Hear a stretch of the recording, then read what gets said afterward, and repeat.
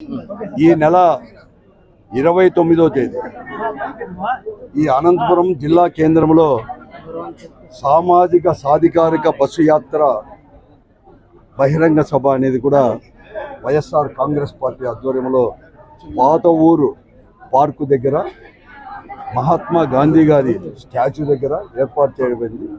దాన్ని పెద్ద ఎత్తున విజయవంతం చేయాలని చెప్పేసి కూడా కోరుతూనే ఈరోజు ఈ కార్యకర్తల సమావేశం అందరూ కూడా రాష్ట్రంలో జగన్మోహన్ రెడ్డి గారి నాయకత్వంలో 4 సంవత్సరాల 7 మాసాలు కూడా ప్రభుత్వం కూడా ఏర్పడి కూడా పరిపాలన కూడా చేసింది.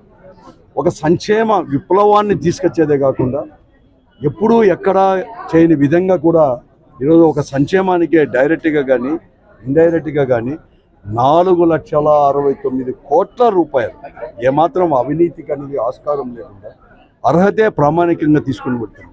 ఈ బెనిఫిట్స్ అన్నీ కూడా దాదాపుగా 80% మంది కూడా ఎక్కువ కూడా ఈ సంక్షేమ కార్యక్రమాన్ని కూడా ఈరోజు బలహీన వర్గాల వారికే చెందింది.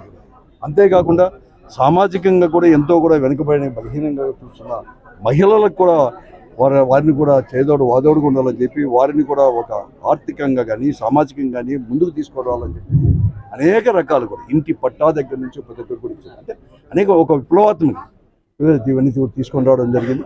ఇవన్నీ కూడా విశదీకరించేది కాకుండా ఈరోజు పదవుల్లో కావచ్చు, మంత్రివర్గ కూర్పుల దగ్గర నుంచి కార్పొరేషన్లు నియమించి కార్పొరేషన్ల యొక్క నామినేట్ చేసిన పదవులు కావచ్చు, అలాగే మహిళలకు కానీ అందరికీ చూసినటువంటి కూడా ఎవరు ఎక్కడ కానీ 76 సంవత్సరాల స్వాతంత్రం వచ్చేసుకుంది. చైనాలో ఏ ముఖ్యమంత్రి కానీ ఈవెన్ భారతదేశ ఏ ప్రధాని కానీ ఆలోచన చేయే విధంగా రేపు భవిష్యత్తులో కూడా కేంద్ర ప్రభుత్వం కూడా ఈ జరుగుతున్న రాజకీయ పరిణామాలను జగన్మోహన్ రెడ్డి గారి నాయకత్వంలో ప్రభుత్వం కానీ ఈ పార్టీ తీసుకుంటున్న రాజకీయ పరిణామాలని కూడా గమనించి అక్కడ కూడా తీసుకునే పరిస్థితిని కల్పించిన వాడు జగన్మోహన్ రెడ్డి గారు. ఆ పరిస్థితిని ఇవన్నీ కూడా వివరించడానికి ఈరోజు మేము ఏం చేశామని చెప్పడానికి ఈ బస్ యాత్ర ఉంది.